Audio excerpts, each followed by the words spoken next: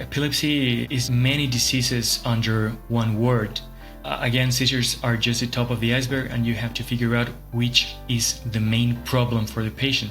Now, I am excited to introduce to you today epileptologist Álvaro Beltrán from Madrid, who speaks of what he believes can help to make a good appointment and relationship between a clinician and patient, how epilepsy is many diseases under one word, sleep, and also tells us about his new podcast. I'm very glad and honored to be here with you.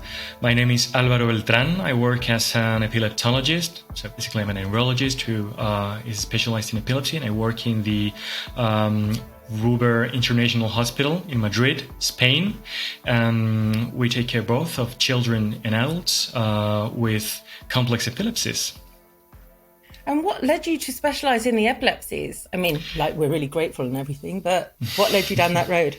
First of all, I did like epilepsy because it comprises a lot of things within medicine. You know, you have, of course, the clinic, then you have neuroimaging, you have the EEG recordings, you have genetics, you have surgery, and all this kind of branches just gather around the figure of the epileptologist. It's like the center of the interpretation of all these things. And I think this gathering is positive for taking care of the patients and for helping them in the best way. Yes. And of course, most of times is very, very rewarding because you can really do something good for people and you feel good and they feel good. So this is a very positive thing. When you talk about doing something good for people, I guess that's different from person to person. Most people think it's just about seizure control, but it's not solely about that, right? No, of course not. Probably most of the times, above all, when you're starting to do this kind of work, probably you're going to center all your interviews or all your thoughts around the seizures. But seizures in epilepsy is just the top of the iceberg, you know. You have to get to know as much as you can your patients, their lives, how they live, how they work, how they feel, and in those patients that you are not able to reduce their seizure frequency or their seizure intensity, at least you can accompany them through all the process. You can give them some advice regarding their lives, just when you know how their lives is. So, of course, it's not just about seizures. So let's talk about appointments then. So, because in order to learn all the required information to improve quality of life, you need to kind of get to know your patient. Yes, of course. Fortunately or unfortunately for that, you have to have some time available for the visits, for the interviews. In most of times, in most of environments, medical environments, you are not going to have much time available to do this. You're going to have just 10, 15 minutes.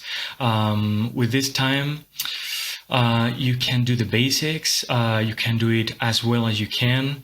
But, it's not enough because in 10, 15 minutes, you cannot get to know really your patients, their families, their real problems most of the times.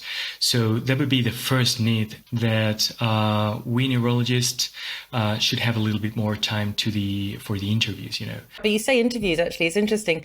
We say appointments over here, but interviews is interesting because it's kind of like a two-way relationship, isn't it? Both parties are trying to figure each other out. And that's, again, something difficult to do in 10 minutes. You know, these are very, very complex and very demanding conditions. The epilepsy-related ones.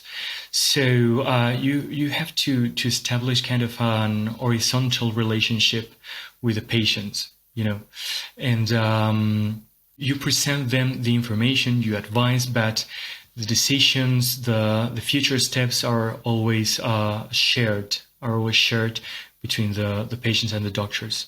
So time is very important, yes. What about location? Because I speak to heaps of people who, you want to get obviously to the best epileptologist possible, but you might live 100 miles away or 200 kilometers or whatever kilometers, miles, whatever you use. And Yes. we often find that the more central you are to a city, the more precise care you might get. Do you find that location is important for your patients? Of course, it is impossible to establish tertiary care centers everywhere, all around the country. But at least the first visits, the first interviews with patients should be on site. So the system should facilitate this kind of visits for patients that live far away from the tertiary care center or from the reference center.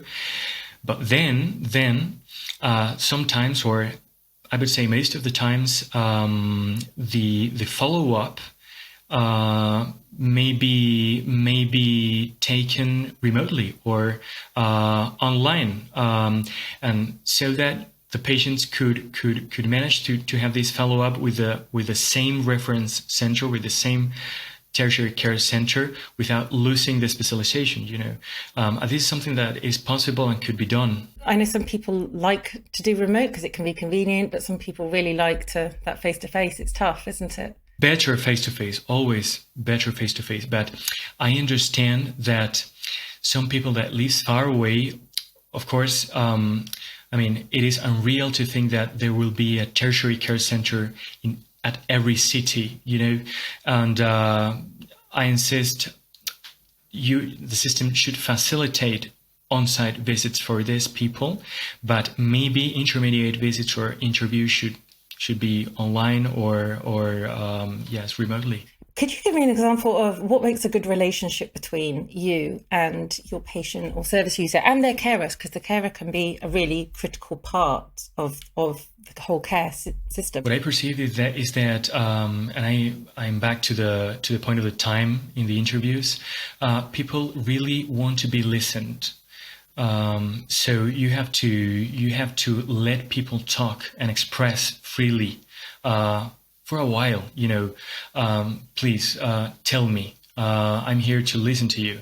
I'm here to hear you, to understand you. Please talk freely and talk for a while. Explain me how is your disease, how you feel, what are your main problems, And when people feel listened, it generates confidence in their relationship, and when people feel that you're listening and taking care of their problems as if they were the only ones, that I think that would make the difference for most of the patients. Of course, sometimes not.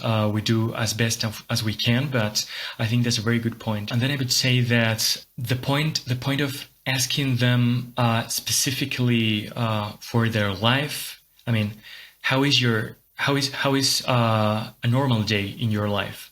So you get up and then you do what, and then what problems do you face during that day, so that I can figure out how can I help you? Yeah. Okay, yes, exactly. So somebody could say, well, say it's somebody who has, for instance, maybe 2 seizures a month, and they could. So I'm asking, they could perhaps say to you, do you know what? I've got a real problem getting to sleep, or I'm feeling really depressed, or I've got a problem with my bowels, I can't go to the toilet. All things like this can be very much part of an epilepsy. Epilepsy is just many diseases under one word, and again, seizures are just the top of the iceberg, and you have to figure out which is the main problem for the patient, because if you have, one seizure every 3 months and it's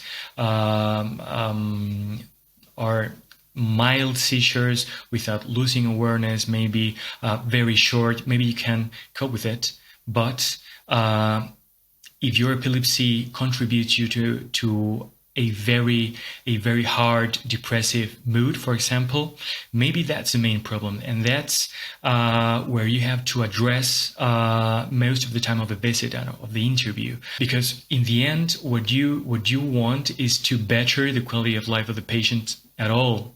So maybe you have to address seizures for 2 minutes and then to dedicate 20 minutes to the mood, for example, or to the sleep. And that's what the patient is going to be grateful for. And the basis for that is listening to them. And for clinicians listening, or well, for anybody listening who might not be quite convinced, I think it's worth noting that if you think, oh, it's all about seizures, and I know sometimes, or a lot of the time, that certainly is the priority, but when it might not be considered priority, I think we need to realise that, say we're looking at sleep, if a patient or person with epilepsy has better quality sleep, a lot of the time they're less likely to have a seizure anyway.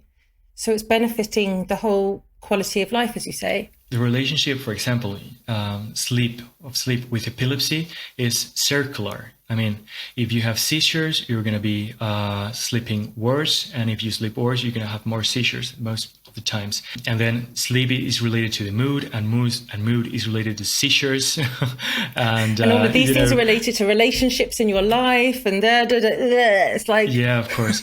So not just, and this is not a matter of drugs, of choosing what drugs is going to be better for you or not. It's going to be a matter of non-drug education for the patients. I mean, sleep habits, what can you do for improving your sleep?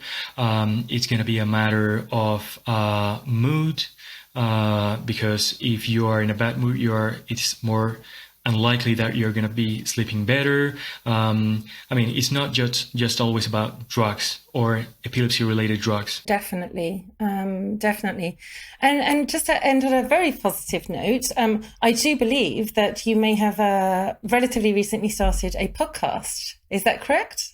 Yes, that's correct. We'll be doing this once a month. We'll review five papers, 5 epilepsy-related papers, recently published that month in 5 minutes. Oh, it's a way of doing your reading, doing your homework. Yeah. Whilst promoting awareness. Of course, it's a way of keeping you updated and studying. At the time, you can make easier for other people, not just doctors, for also patients to keep updated in a very short time. So I think it's a very good thing. And what's it called, please? It's called EpilepsyUpdate. I'll put a link to it on your profile page. Everyone check him out under torierobinson.com. And I'll put all the links there. And it's just in Spanish at the moment, correct? But hopefully it might be there in English at some point. Yes, at some point it's going to be in English, yes. All right, well, thank you so much for joining us, and we hope to see you again soon. It's been a pleasure. Thank you very much to Álvaro for sharing with us what can contribute to a healthy, genuine, productive communication and relationship between a clinician and their patient when it comes to the epilepsies. Oh, and also do make sure that you keep an eye out for his podcast.